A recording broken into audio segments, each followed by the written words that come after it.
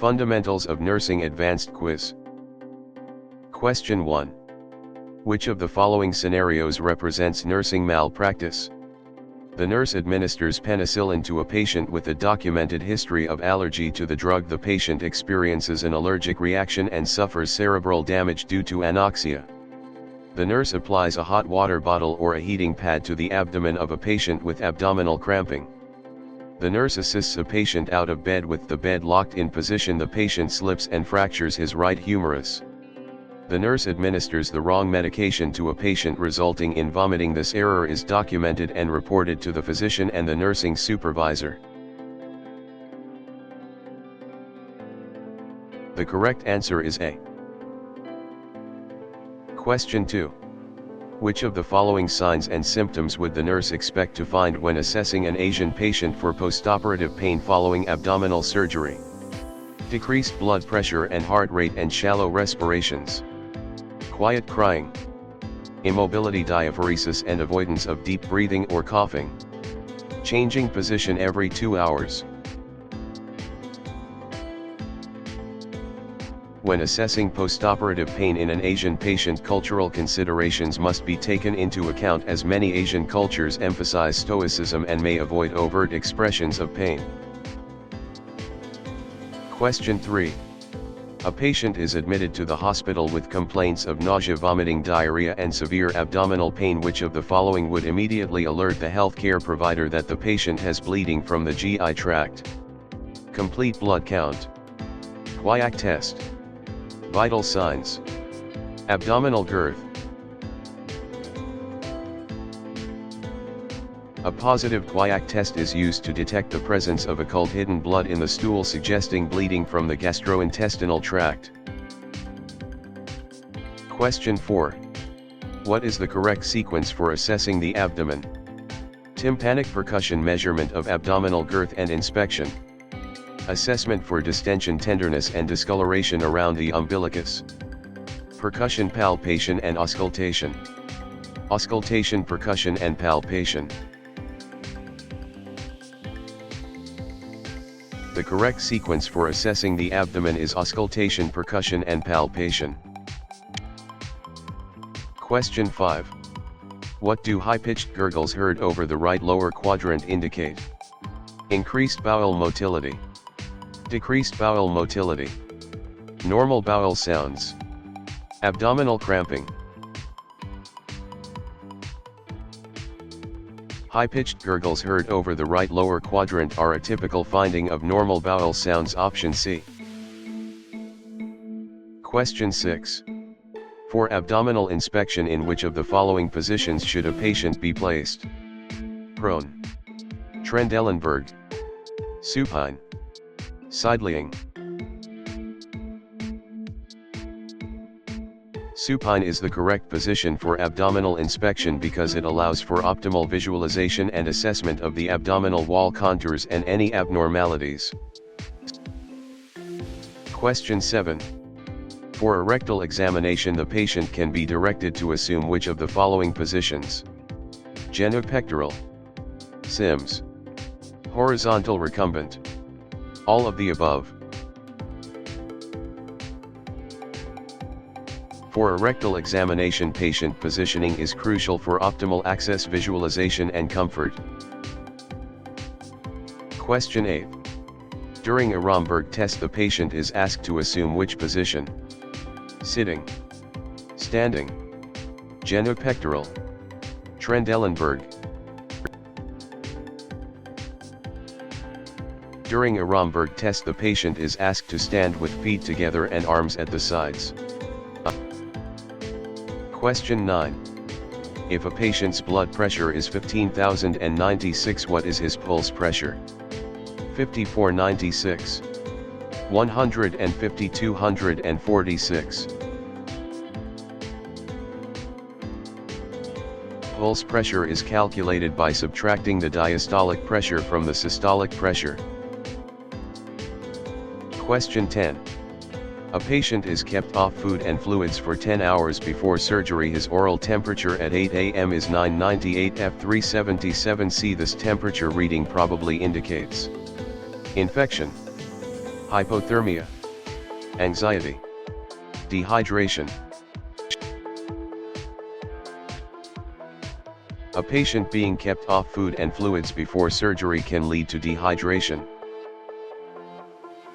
Question 11. Which of the following parameters should be checked when assessing respirations? Rate, rhythm, symmetry, all of the above. When assessing respirations, it is essential to evaluate the rate at which breaths are taken, the rhythm of breathing patterns, and the symmetry of chest expansion. Question 12. A 38-year-old patient's vital signs at 8 a.m. are axillary temperature 996 F 376 C, pulse rate 88, respiratory rate 30. Which findings should be reported? Respiratory rate only, temperature only, pulse rate and temperature, temperature and respiratory rate. The axillary temperature of 99. Question 13. Which of the following is not a cause of tachycardia? Fever, exercise, sympathetic nervous system stimulation, parasympathetic nervous system stimulation. Tachycardia is an increased heart rate, and it can be caused by various factors such as fever, exercise, and sympathetic nervous system stimulation, all of which tend to increase heart rate. Question 14. Palpating the midclavicular line is the correct technique for assessing baseline vital signs, systolic blood pressure, respiratory rate, apical pulse. Palpating the midclavicular line is the correct technique for assessing the apical pulse. Question 15. Which pulse's absence may not be a significant finding when a patient is admitted to the hospital? Apical, radial, pedal, femoral. The absence of the pedal pulse may not be significant if the patient has poor peripheral circulation or if the healthcare provider is focused on other pulse points. Question 16. Which of the following patients is at greatest risk for developing pressure ulcers? An alert chronic arthritic patient treated with steroids and aspirin. An 88-year-old incontinent patient with gastric cancer who is confined to bed at home. An apathetic 63-year-old COPD patient receiving nasal oxygen via cannula. A confused 78-year-old patient with congestive heart failure CHF who requires assistance to get out of bed. The correct answer is B. Question 17. The physician orders the administration of high humidity oxygen by face mask and placement of the patient in a high Fowler's position after assessing Mrs. Paul. The nurse writes the following nursing diagnosis: impaired gas exchange related to increased secretions. Which of the following nursing interventions has the greatest potential for improving this situation? Encourage the patient to increase her fluid intake to 200 ml every 2 hours. Place a humidifier in the patient's room. Continue administering oxygen by high humidity face mask. Perform chest physiotherapy on a regular schedule. Chest physiotherapy is the most effective intervention in cases of impaired gas exchange related to increased secretions. Question 18. Which deficiency is most commonly seen in individuals with alcohol use disorder? Thiamine, riboflavin, pyridoxine, pantothenic acid. Thiamine deficiency, also known as vitamin B1 deficiency, is the most common vitamin deficiency seen in individuals with alcohol use disorder. Question 19. Which of the following statements is incorrect about a patient with dysphagia? The patient will find pureed or soft foods such as custards easier to swallow than water. Fowler's or semi-Fowler's position reduces the risk of aspiration during swallowing. The patient should always feed himself. The nurse should perform oral hygiene before assisting with feeding. The incorrect statement is that the patient should always feed himself. Question 20. To assess the kidney function of a patient with an indwelling urinary Foley catheter, the nurse measures the hourly urine output. When should she notify the physician? Less than 30 ml. 64 ml in 2 hours. 90 ml in 3 hours. 125 ml in 4 hours. Notifying the physician is necessary when the urine output is less than 30 ml, as it indicates impaired kidney function. Question 21. Which of the following substances increase the amount of urine produced? Caffeine-containing drinks such as coffee and cola. Beets. Urinary analgesics. Kaolin with pectin kaopectate. Caffeine-containing drinks like coffee and cola. Option A act as diuretic substances that promote diuresis, increased production of urine. Question 22. A male patient who had surgery 2 days ago for head and neck cancer is about to make his first attempt to ambulate outside his room. The nurse notes that he is steady on his feet and that his vision was unaffected by the surgery. Which of the following nursing interventions would be appropriate?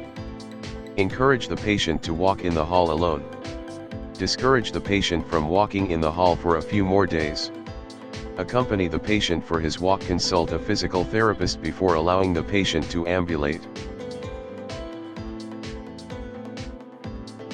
The rationale for the correct answer and incorrect choices is as follows. C. Accompany the patient for his walk. This is the correct choice because despite the patient appearing steady and having unaffected vision, he is still in the early postoperative phase, only 2 days after head and neck cancer surgery. Question 23. A patient presents with an exacerbation of chronic obstructive pulmonary disease (COPD) characterized by shortness of breath, orthopnea, thick tenacious secretions, and a dry hacking cough. An appropriate nursing diagnosis would be ineffective airway clearance related to thick tenacious secretions, ineffective airway clearance related to dry hacking cough, ineffective individual coping with COPD, pain related to immobilization of affected leg. The patient's symptoms of shortness of breath, orthopnea, thick tenacious secretions, and a dry hacking cough all point towards a potential airway clearance issue. Question 24. When discussing hair loss with Mrs. Lim, who begins to cry, the best response would be, "Don't worry, it's only temporary." "Why are you crying? I didn't get to the bad news yet. Your hair is really pretty. I know this will be difficult for you, but your hair will grow back after the completion of chemotherapy." When a patient is emotionally affected, it is essential to acknowledge their feelings while providing reassurance and information. Question 25. When is additional vitamin C not required? Infancy, young adulthood, childhood, pregnancy. Vitamin C requirements are increased during infancy, childhood, and pregnancy due to growth and development.